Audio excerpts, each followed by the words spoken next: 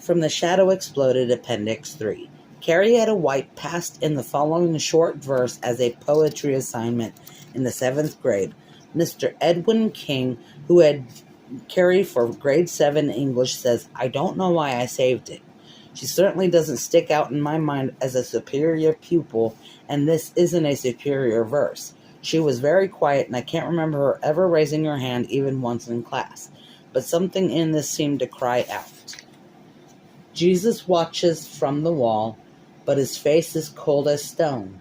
And if he loves me as she tells me, why do I feel so all alone?"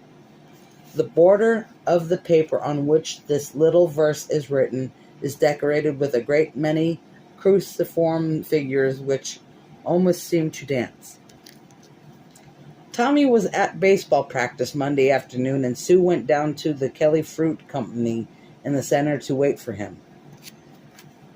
Kelly's was the closest thing to a high school hangout the loosely sprawled community of Chamberlain could boast since Sheriff Doyle had closed the rec center following a large drug bust.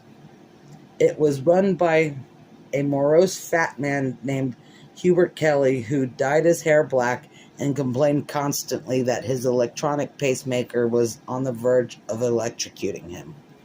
The place was a combination grocery, soda fountain, and gas station. There was a rusted Jenny gas pump out front that Hubie had never bothered to change when the company merged. He also sold beer, cheap wine, dirty books, and a wide selection of obscure cigarettes such as Murads, King Sano, and the Marvel Straits. The soda fountain was a slab of real marble, and there were 4 or 5 booths for kids unlucky enough to, or friendless enough to have no place to go and get drunk or stoned. An ancient pinball machine that always tilted on the third ball stuttered lights on and off in the back beside the rack of dirty books. When Sue walked in, she saw Chris Hargensen immediately. She was sitting in one of the back booths. Her current amour, Billy Nolan, was looking through the latest issue of Popular Mechanics at the magazine rack. Sue didn't notice what a rich, popular girl Chris saw in Nolan, who was like some strange time traveler from the 50s with his greased hair, zipper-bejeweled black leather jacket, and a manifold bubbling Chevrolet road machine. "Sue," Chris hailed, "come on over."